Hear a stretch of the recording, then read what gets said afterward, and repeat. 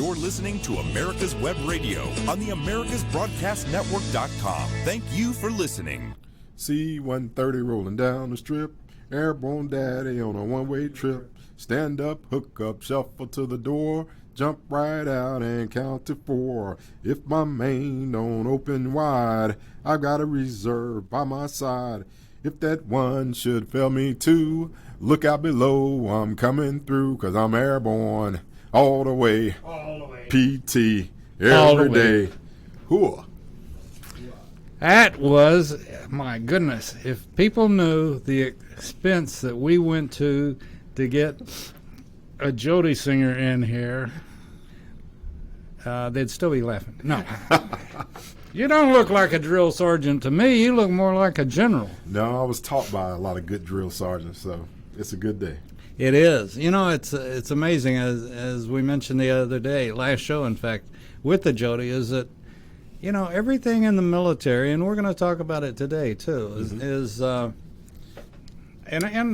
I am so stupid that I'm just waking up to this, but, you know, you had the drill sergeant, or you had some first breathing down your neck that we're doing this for a purpose, and, you know, what purpose is crawling around? What purpose is wearing that damn... it's raining. It's not even raining, and you still got us in our ponchos. What the hell good is that? And I never figured that. But I got a good steam bath out of it. Cool. You know, and I sweated off a few of those pounds that I'd eaten in the mess hall. Absolutely. Just, you know, and so there's a strategy to all of it. But today is Martin Luther King Day, and as most people know, except one fool that got up and didn't even know it was Monday, but we won't talk about him. But, you know, I was at the end. I went in on active duty in 1970 to Fort Ord, California, and I don't really know what I was expecting. I believe it or not, Richard, I hadn't made a pledge to myself to keep my mouth shut, because I figured I'd get in all sorts of kinds of trouble if I acted like I normally did. But and quite frankly, I was concerned about what it was going to be like in the platoons and the people that were in my platoons. Right. And I was very fortunate in that my basic platoon, I think we had one or two guys that hadn't graduated from college, and in my whole company we only had one draftee, and other than that we had some great folks. Right. And yet I'll be quite honest, I went in concerned that because we were in the States, we were just really in 1970 getting over all of the stuff in the 60s of all the discrimination and racial upset, and I thought, oh gee, what's going to happen when I get in the military, you know? And I think a lot of both sides of the fence went into it like that. Oh yeah. And you know, I found you'll love this because you were there now, but I found that the military has quite an answer for almost any situation. Absolutely. And you know, the military definitely abides by my way or the highway, except there ain't no highway. It's drop and give me 10 more. But Absolutely. It's all psychological. And you know, my 6 months in, I never saw any black, white, black, yellow, purple problems. You know, it just, they were taken care of. Now, with that being said, I can't, as I say every time, I didn't go to Vietnam, but even the folks that I know that did, there was never a whole lot of mention. If there was a mention of anything, it was, as I mentioned to you about Dr. Blank and I talking about the drug issue and coming back. Well, you know, whether it was the lieutenant, the first sergeant, the master sergeant, whatever, if they were going out on a mission a platoon mission or whatever, Right. they were the cure to the guy that was high, and either he got off of it or no telling what would happen to him. Yep, that's true. That's true. And there was always help available, from what friends had said, that if you did have a problem and you recognized it, that there was help there available for you. Absolutely. And I think that's one of the strong suits for the U.S. military is recognizing that they have a problem. Before I delve real deep into the subject that we're going to talk about today, David, I just want to say thank you to Dr. King and for his sacrifices and for all of the civil rights leaders throughout the years that, talked about the importance of America recognizing and honoring what the forefathers put into the Constitution, that we were all created equal and, had the inalienable rights to the pursuit of happiness. And I tell you, a lot of things that Dr. King espoused during the civil rights campaign were unfolding with my generation. And, I'm a Grady baby that was born in the mid-'60s, about 2 years after the I Have a Dream speech. And growing up in the city of Brookhaven, in a community called Linwood Park, which is the now the oldest, or was the oldest African-American community in the city of Atlanta. Being exposed to some of that racism that was on the back end of the early to mid-'70s as it was going out the door. Being the first African-American kid to be able to play soccer at Blackburn Park. And, having friends that, were just totally oblivious to the color of my skin and what that meant. But also growing up with kids that, made jokes about it. And I didn't understand it. I was young. I was probably about 8, maybe 9 years old. And, we were living the dream. And I'll tell you, kids don't see color, but as they grow, and it's a learned behavior. So, if they have someone in their family that espouses that hate, that division, then they pick up that learned trait. A lot of things that the Army does is they break you of that habit. And your haircut shows that you never got over the part of what they break you. And within the first couple of days that you walk into your fort. Absolutely. The first thing they do is shave that head. And then all of a sudden, everybody looks the same. Absolutely. Absolutely. And that's the principle behind it. This is the beginning process of you joining the greatest team that God ever put on this earth and becoming one. So, we take a handful of individuals and we become one. And, the things that you mentioned earlier, espouse discipline and getting everybody to think about, okay, it's hot. I want to roll up my sleeves or I want to take my blouse off and just go with a T-shirt. But no, you're trained to keep that blouse on and keep it folded down around your wrist because the threat of skin cancer from the sun, and you're out there and you're constantly working or preparing a fighting position or whatever you're doing, and you have to maintain that discipline. Well, when I got back to my unit here, I was always working to find that clipboard that I could be carrying around, so nobody had messed with me. Absolutely. Yeah. I think I've been caught. We all have. We all have. Well, you just always had to have that name available quick. Colonel so-and-so told me to do the... So you don't... if you're a major, you don't mess with the colonel's orders. If you're a mere captain, a major's enough to do it. Absolutely. Absolutely. And I was the first to ever figure that out. Mm-hmm. Mm-hmm. And those, we call those the jailhouse lawyers that, every barracks has one, At least one. At least one. But this is it's like the other day talking and stuff, and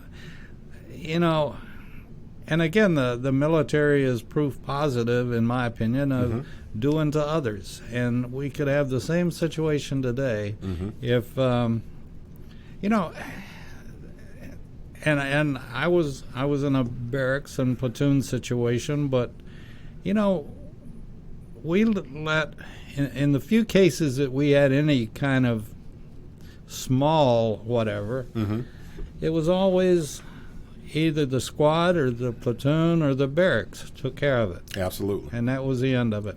I didn't want to, nobody wanted to go see the CO and explain to him, or the first sergeant. Absolutely. And explain it to them. I'd rather explain it to the captain than to the first sergeant, personally. Yeah.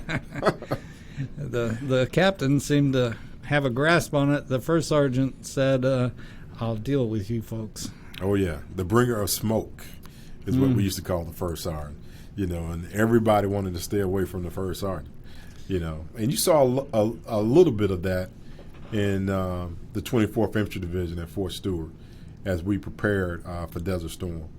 You could see remnants of the old way of doing business from the early 40s and the 50s and the 60s. So, you know, the one team, one fight concept hadn't really fully taken hold in the early 80s when we were preparing and training hard, and later in the decade winding up deploying to Desert Storm. You know, senior leaders from D.C. came to talk to the division staff about the climate within the division. Okay, may I interrupt you? It hadn't taken hold in Nam? Well, you said it did in Nam, you know, but you had some leaders that transcended the era in Nam and were on the tail end of their careers in the early 80s when Desert Storm was really preparing and going in full swing. And, you know, we had some leaders that, you know, were toxic. And as the division deployed to Saudi Arabia and prepared to go into Kuwait, you know, we had discussions in the desert about the command climate and toxic leadership and what it was doing to the moral fabric of the division. Okay, as you know, Marines, well, I should say Army first, Marines, and we have our companies and our platoons, and then the Air Force has wings, and the Navy has water. What else what do they call their? I think ships. Ships. Yeah. That's very good. Yes. No, I mean, what would they call a company? What's the equivalent in the Navy to a company? You know, I have no idea. We'll have to get some of the Navy veterans to help us out there. Yeah, I don't either. But they have to break down in a company and then platoon size situation, wouldn't they? Because I know that, like, they have on a ship, they have the fire brigade, not brigade, but they have the firemen, and they have this and they have that. So not everybody rushes to the fire. Yeah. And I don't know. They have onboard personnel that, you know, have assigned duties on the ship, you know, but they're all shipmates. And, you know, I don't think they have, well, yeah, they do. They have platoons that are responsible for certain areas of the ship and stuff, you know, fire crews that man the main guns, you know, the people on the that operate on the bridge have got to be a part of something. Yeah. You know, I got a real good friend I went to high school with that is a retired captain from the Navy. You best believe I will be talking to him this afternoon, and I'll have that answer for you next week. I didn't mean to put you on the spot. I just don't know. When they say fall out, what do they fall out? Like That's a good question. We'd fall out, and it'd either be a platoon or company size. And on rare occasions, it'd be brigade size. But right. Generally speaking, it was always 4 platoons in your company. And that's what, when they yell fall out, that's what you did. Yeah. Unless you were brand new and you didn't know which platoon you belonged to. Yeah, that's a good question, though. I think, everybody's a part of that ship, and their formation is a formation for the entire ship, I think. But they have different departments within the ship. And I know, like my son, he's in a wing, and yet they have their own sort of platoons and they have squadrons too. Squadrons, yeah. And anyway, that's interesting. Do you feel like across the board, and I'm a little bit prejudiced towards the Army because I've been there, done that, but do you think across the board in the military, it's all, like I said, the psychological portion of it of becoming a unit, and hey, I don't care whether he's yellow, green, black, white, whatever. It's your responsibility to take care of him, and it's his responsibility to take care of you. Yeah, I would definitely say across the board it's gotten better. You may find one or two spots where you still have some issues, and part of that is our upbringing and where we come from. I think from a leader's perspective, it's critical that you set the tone early and let everybody know that this is one team, one fight. That brings up another point that I want to address, if you don't mind, and that's I got into an issue with or I don't want to say argument, but we were talking, and he was on the side, the worst thing that ever happened was doing away with the draft, and I said no, it wasn't.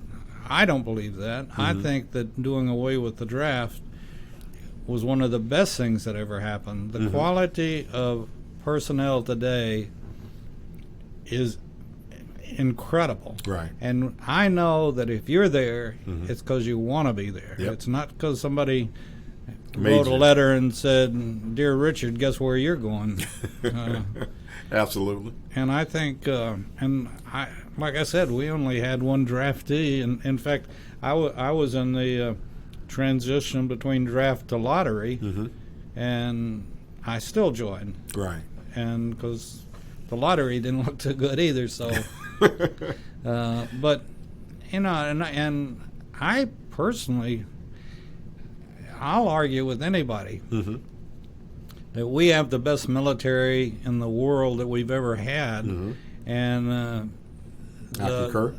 The doing away of the draft, it was just wonderful, and I think it was a very wise decision. Absolutely. We have the model all volunteer force that other world armies look up to, and it's our educational systems, both on the enlisted and the officer side, that are the pillars that keep it strong. And one of the things that really set the tone for American society is our ability to police ourselves.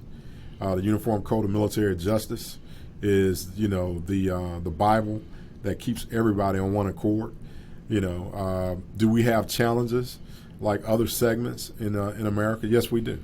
But we turn to the UCMJ, and we turn to leadership and courses to make sure that we can talk about that.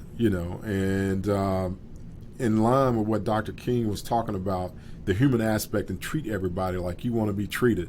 But more importantly, allow everybody to come together. And, I think a wiser person than me wrote a song about that. Yeah, Come together. It was a good song, too. And, strike down the elements of segregation and knock those walls down. Because in today's Army, as you get those lessons learned from World War I, II, Korea, Vietnam, Desert Storm, and so forth, you take forward those lessons learned and you apply those to the rest of society. And, the military produces a lot of great leaders that Fortune 500 companies gravitate to because of what you're taught and what you're exposed to. We're going to let people think about that for a minute. And if you have a comment you'd like to make, don't hesitate to go to Facebook, send it in to us from Facebook, or if you want to go to our website, or we've got Brett standing by to take your calls. Now, that'll be a joke. But anyway, he doesn't even answer. He hates answering the phone. But we'll make him answer the phone. We've got a general in here, and everybody takes orders from the general. We'll be back right after this. Cool.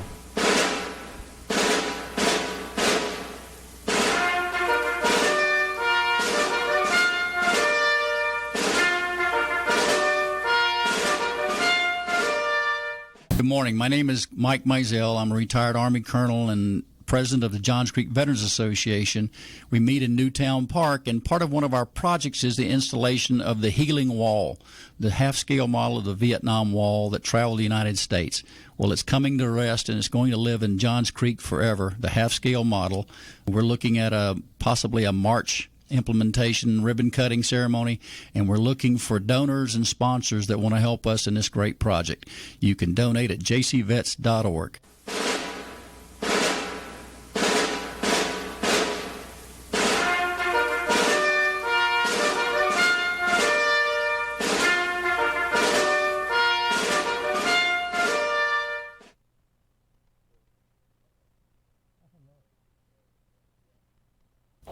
Want to give your family or loved one the perfect gift?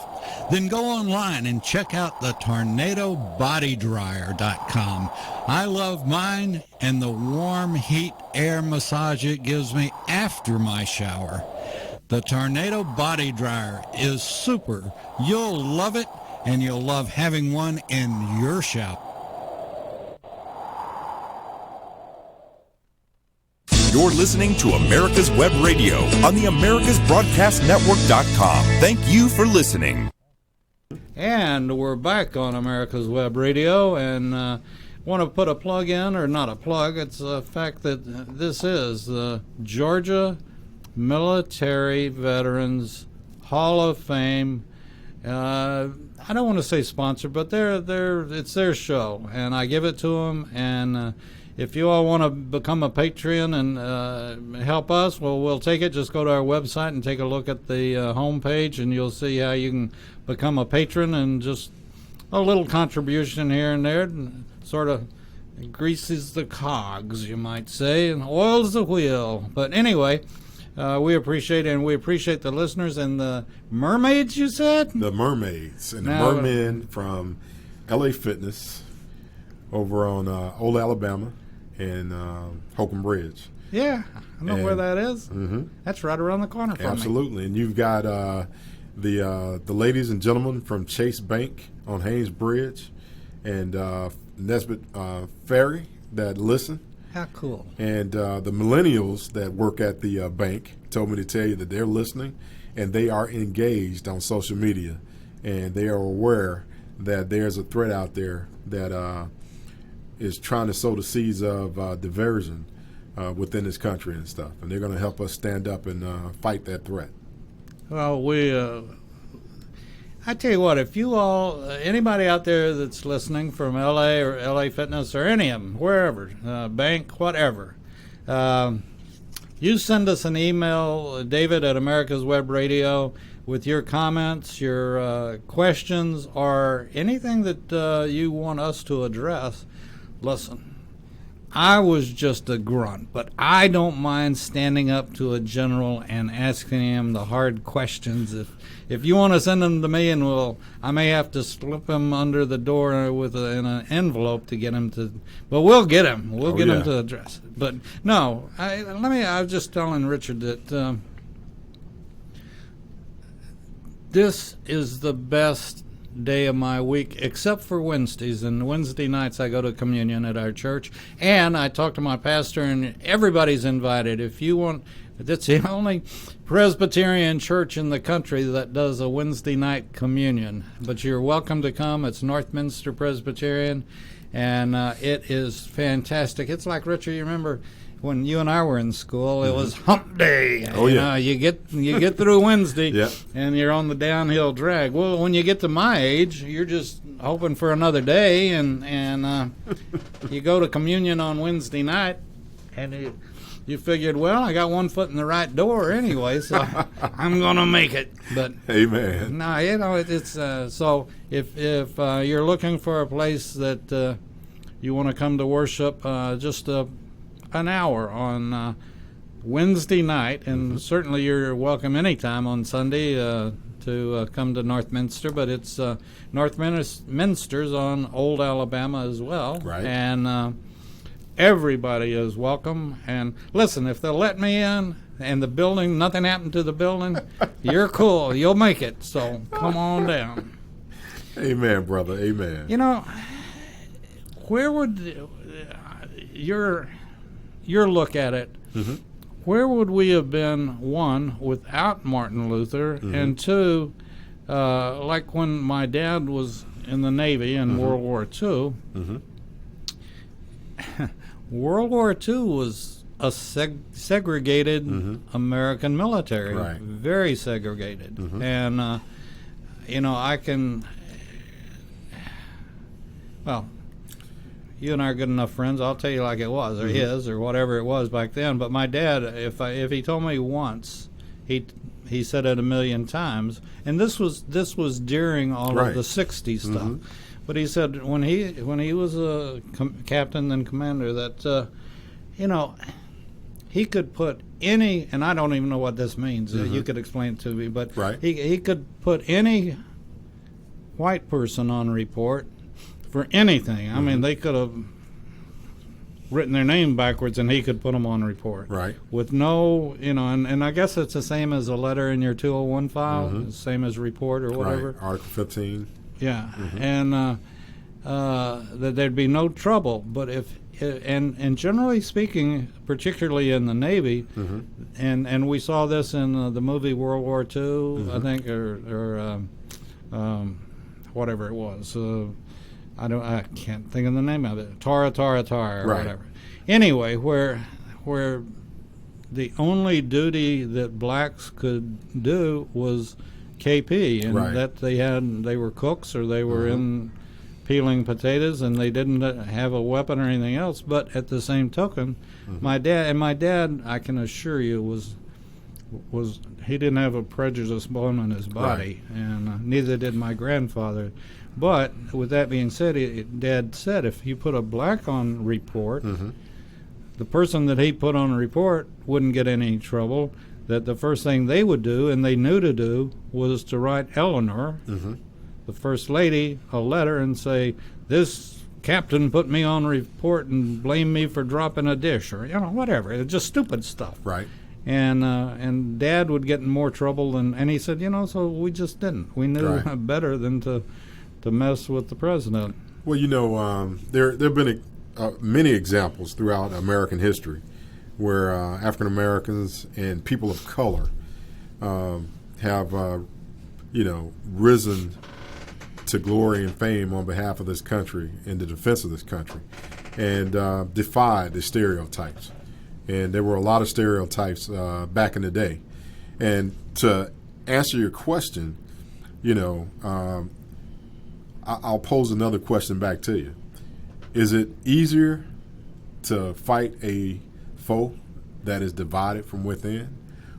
Or is it harder to fight a force that has 5 fingers that come together to form a tight fist? And, you know, so which one is easier to defeat? Oh, now, Richard, you're just taking what I'd said about what we were doing here, about talking about the fact that we're in the 21st century Cold War. And, of course, the first thing an officer and a grunt just learns which end of the shovel to handle. But, you know, the first, all tactics are divide and conquer. Everything is divide and conquer. Absolutely. And if you can get blacks and whites in a divisional situation, you've got that not to worry about. You get the next step of this or that, religion, whatever it happens to be. Yep. And I am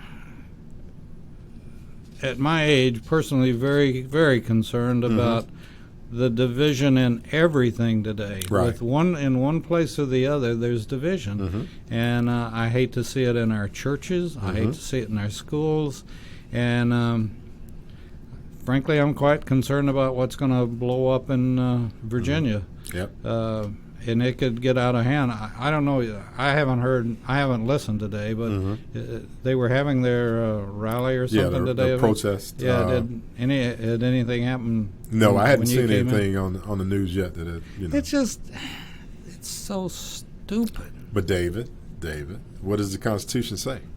Yeah. We have freedom of speech, and you and I have defended this country to allow those that we agree with and those that we don't agree with to have freedom of speech. So, that's what makes this country great. And to finish that answer for you is that there are tons of examples where the United States was on the brink of defeat. But when we brought everybody together to the fight, black, white, Asian, Hispanic, when we brought everybody to the fight, we were able to overcome the foe that had us on the ropes. The day that we stop coming together as one is the day that this country is going to be in huge peril. And, it's our job, and, I commend you, that it's our job to make sure that the current generation and the generations after them understand where we've come from, why we had to make those changes, and why it's better this way.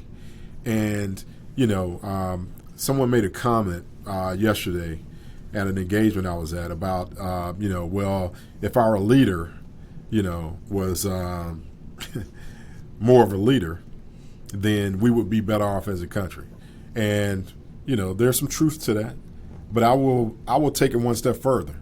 If all of those who governed came together on one accord and governed on that one accord, this country would be much better.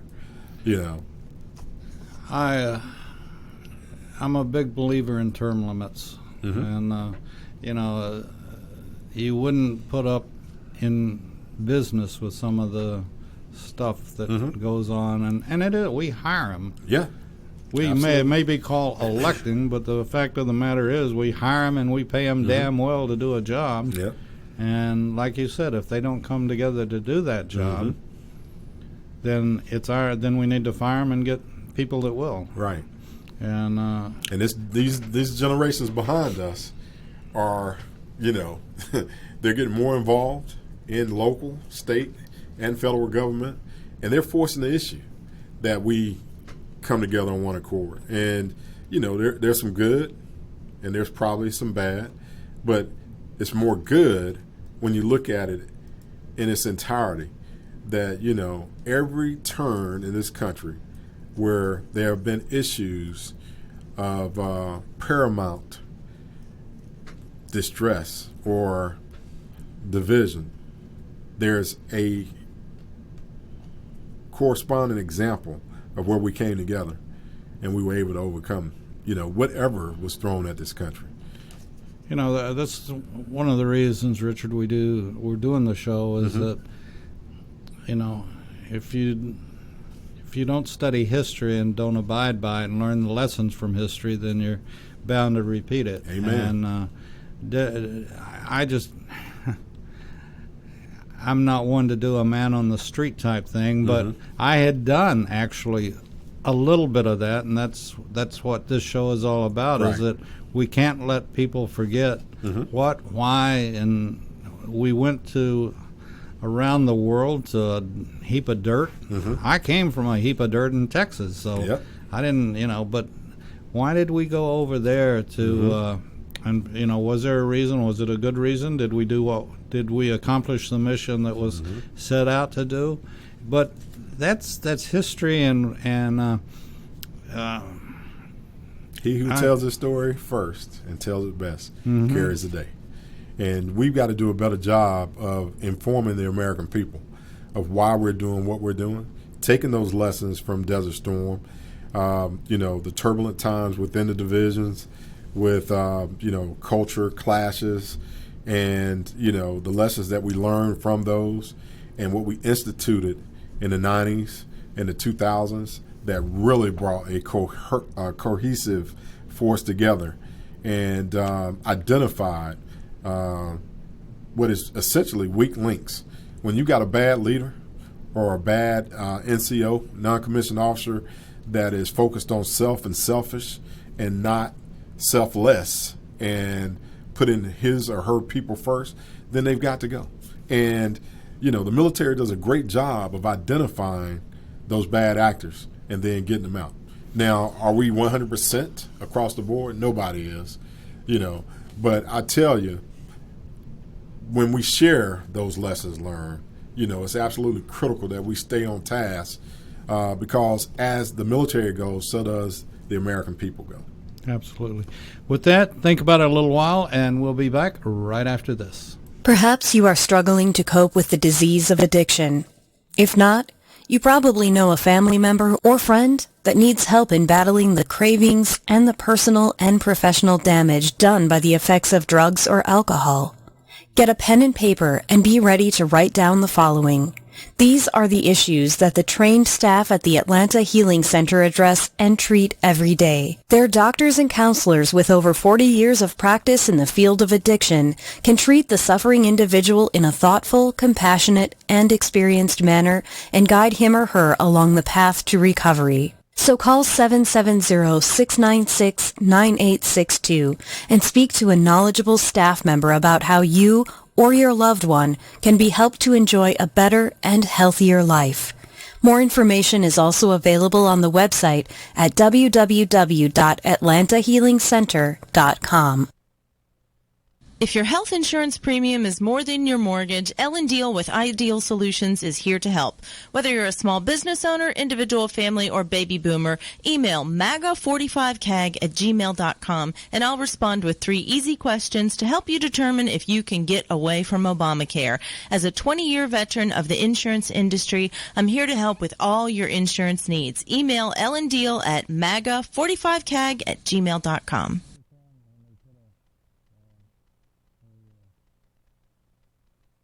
Hi, this is Ron Camacho, host of the Business Hour on America's Web Radio. If you'd like to hear an eclectic mix of great programs from relationships with Dr. Ann Schubert to homegrown veggies and from classic cars to the Constitution, we've got programs for discerning listeners at www.americaswebradio.com. You're listening to America's Web Radio on the AmericasBroadcastNetwork.com. Thank you for listening. You're listening to America's Web Radio on the AmericasBroadcastNetwork.com. Thank you for listening. And we're back on America's Web Radio with General Richard Dix, and retired. I put the parentheses and the RET in there. I'd really get it if I didn't put that in there. But thank you for your service, gentlemen. You're more than welcome. Thank you for yours. Yeah, somebody had to carry that clipboard, but better than that M16 anyway, or that M50. Now those suckers are heavy. But anyway, and who wants to be point? I never wanted to be point. That sounded like a position. That's sort of the only reason I'd ever want to be point is if I were quail hunting and had a good dog, and let that dog do the point, and I've never had a quail shoot back at me. So, absolutely. And I just now you got to explain to the listeners what being on point means. Now. After I shot at the quail, they weren't that scared of me anyway. What point means is that if you're in the platoon and traveling in a wedge formation. Yeah, and somebody has to go down the road first. Mm-hmm. And the only thing and it was a bad position to be in because you're the first one to be shot at. However, the Vietnamese sort of rotated some of that and said, let's let that point man go through, and then we'll get the big boys coming up next. Absolutely. And and I love the stories, and like I said, I wasn't in them, but I fired many M79 grenade launchers, and I love the thump, You know, it just makes such a unique. That's a neat thing out of the military too. There's so many things become alive in you. It's almost like the American Indian. You know, they could hear, they could smell, they could taste, they could do things that. As we took over their land, we didn't know what we were doing. Absolutely. But the military, you come out with so many different smells and tastes and sounds that I guarantee you there's not a veteran out there today that if a Huey flies over doesn't stand tall. Yep. And there's not, I don't think there's any more unique sound in the world than a Huey. And and for, I would even bet today that there are veterans, Vietnam veterans, that they hear the sound of that Huey and tears will come to their eyes. You know. Yeah, absolutely. That did the Huey play much of a role, or did Medevac play much of a role in Shield and Desert Storm? Yes. I guess they did with the IEDs particularly. And some of the same lessons learned on the tactics and the techniques transcended Desert Storm. If we had had more casualties, we'd have seen a lot more.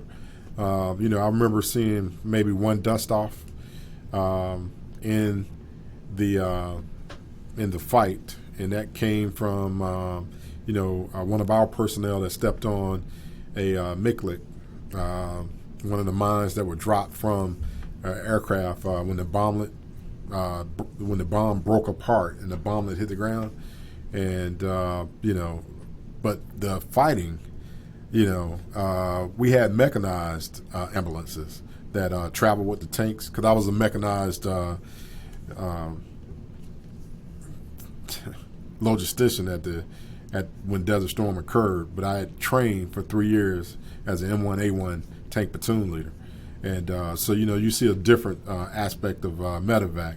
But in fast forward to OIF and OEF, yes, the helicopters played a huge role in getting those that were injured on the forward battlefield back to the hospitals in that golden hour.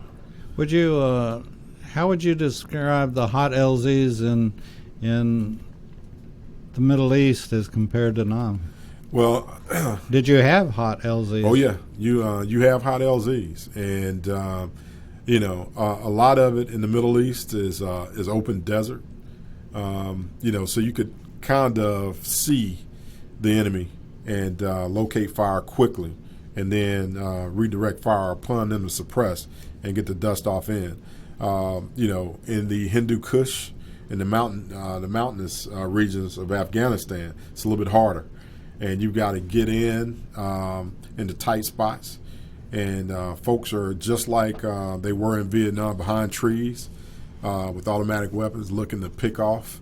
They had shoulder fire rockets that would down our aircraft, just like the Vietnamese had. So last week we talked about the enemy being a student of history and reading up on what was done previously and how American and Western forces reacted to that type of combat situation. So a lot of that moves over and it transcends. And they just hid behind rocks instead of behind trees, right? Yeah, somewhat. Since not a lot of trees in the desert. Now, believe it or not, northern Afghanistan, where the Germans and the American forces were operating out of, is rolling lush valleys and trees that cover some of those mountains and hills, and it's a tough fight. I don't recall in any news clips seeing that side of it. I could have just missed it, but so you feel like well, let me ask this too: were the dust-offs escorted by other gunships? Oh yeah. Okay, so and we really didn't do that. We really didn't have the gunships in Vietnam until the late part, and they were sort of put together Hueys with guns. Right. We had Blackhawks that had automatic weapons. We had the Apache that escorted a lot of the C-40s. How does that Apache? And I'm asking this off the cuff, but how does it stand on its head and not fall? Well, I tell you, those things shouldn't be flying around. I've seen one do a complete loop and stay in the air, which I have been trained to think that a helicopter couldn't do that. So it's American technology at its best. I'm not even trained, but I still don't understand how they do it. It's it ain't supposed to fly upside down and backwards, I don't think. But then again, I hadn't figured out jets yet either, so I might. Everything's a little ahead of my time. Absolutely. I'm not. I flew, and I'm not even sure I knew exactly how I stayed in the air. But somebody was taking care of me. Yeah. But United States Air Force. Yeah. Is there? I want to get back on today. I don't have a very big crystal ball. Not like people like yourself that can see in advance, but do you think we'll ever?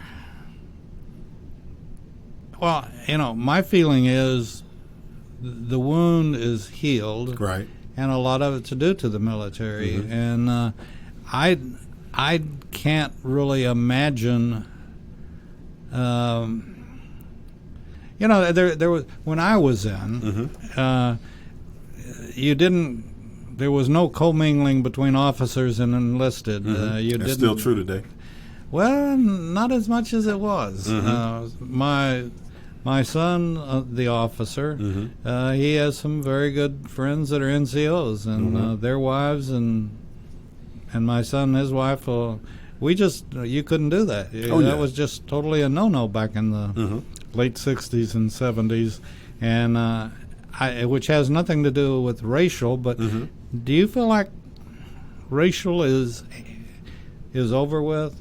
And I guess the military in its own ways, it's sort of like when I was in, and I can only relate to that, but you had the officers' golf course and you had the enlisted personnel's golf course, but now you have one golf course. Yeah, and that's, we can no longer afford two golf courses on one installation and stuff, so there's some other drivers that come into play. But to get at the answer of your question, I would say yes, it's getting better. Will we ever reach nirvana? I pray that we will. But I'm an eternal optimist. As long as people see a color difference, then you've got to, counter what you see and what's said. There are going to be generations that, 10, 15, 20 years from now, what we've gone through in Vietnam and Desert Storm, will be, that'll be ancient history for those kids growing up, So you have to constantly continue to beat the drum, but you also got to evolve your message to get at the evolving and the changing of what these generations are going to face moving forward. It's a lot like what we talked about realizing the threat, realizing how they're trying to get at our kids and the message that they're trying to sow and the division that they want to see long term so they can take the country down. So it's going to be imperative that we don't rest on our laurels and get complacent and think that we've arrived, because I constantly told soldiers in my formation, you only have 2 times to arrive. That's when you're born and when you die. And if you stay humble and you stay committed to making a difference between those 2 entry and exit dates, then, you would have done what Dr. King and others have espoused and asked of us. So, a lot of people say, well, you're doing a radio show today. Isn't that like going to work on his day? I'm like, no, I'm giving back. And I'm having a discussion with a real good friend and a brother that, when you served, you understand what brother and what sister means to those who've served. And the message has got to continue to be delivered because, there's always somebody waiting to just tear this place down and to separate us again.